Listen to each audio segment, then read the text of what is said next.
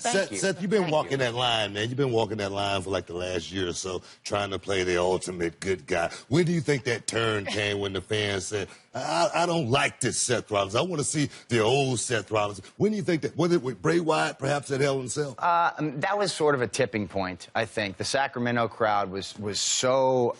I don't know. They were unhappy, right? In one way or another. They didn't like what was going on in general. They didn't buy none of your stuff. And I was the guy that was out there to eat the brunt of that. You know what I'm saying? The Fiend got out of there. Everybody in the back is in the back. I'm the guy that's got to sit out there with the blood coming down his mouth, having to deal with those chants. And so that goes viral. People see that, and then it all comes back on me. And so it started there, but you can look to some of the... You know, I had a Twitter exchange with Will Ospreay that turned people the wrong way. Yeah. I don't know if there's one thing you can point to. I think the Hell in a Cell was a tipping point. The Will Ospreay thing, the comeback, he was very classy, I must say. Oh, well, hey, look, it's all in fun. Yeah. You know what I'm saying? He took a shot at me, I took a shot at him, and to me, it's all in fun. We're all got merch out of it. He did. He did. How has your relationship with your fans, like, how is that recently? How has that evolved? Like, what's going on with that? Well, it's very interesting. You know, you look at where I was sitting a year ago at this time. I was the guy, right? I was being positioned to go to the next level. And in my opinion, and to the fans' opinion, at the time, I thought I was very successful in that. I got all the way to WrestleMania, to Brock Lesnar, to taking that title. And then we shifted gears, and I don't really have an explanation for why. And if you guys have something for me, please, I would love to know. Because I've been the same guy through and through.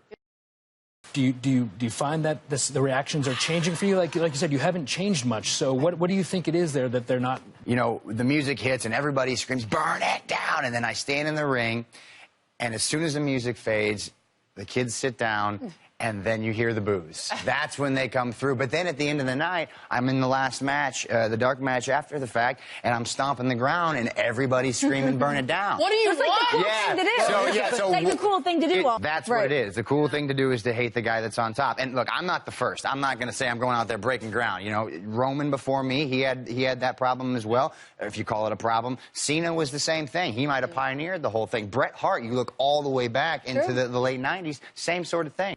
I think that it's something that it affects you whether you want to fess to it or not. You know, you read the comments, you hear the small segment of the audience that boos me. Because look, let's be clear, this is not everywhere. I go to Little Rock, I go to Germany, I do live events all over the world, and I'm not getting booed. There's a small contingent of our audience that's very vocal on social media, but you see that, you hear that, you read that, that affects you. And I'm a passionate guy. I love this business. This is my life. And so when I put so much into it to feel like I get disrespected, I'm going to push back. I'm not a guy that's like Cena and is going to just put motivational quotes on Twitter or like Roman and kind of hang back. And look, to each their own. To me, I'm passionate. I love this business. I love this place. I love what I do every single day. And if someone wants to take a shot at me, I'm not going to be afraid to push back.